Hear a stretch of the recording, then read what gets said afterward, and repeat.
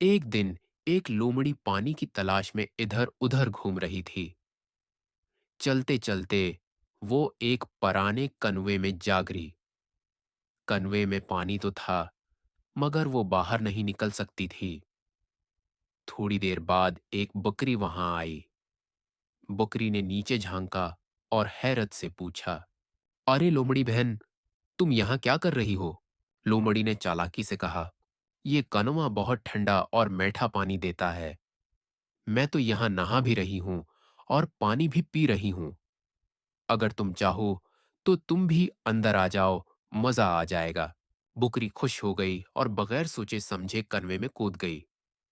अब वो भी अंदर फंस गई। लोमड़ी ने फौरन मौका देखा और बोली, अब मैं तेरे सींगों पर चढ़कर बाहर निकलूंगी। लोमड़ी बकरी के सींगों पर चढ़ी, कनवे से बाहर निकली और चलती बनी। बकरी वहीं फंस कर रह गई। अखलाकी सबक, सोच समझ कर फैसला करो और हर बात पर फौरन यकीन न करो।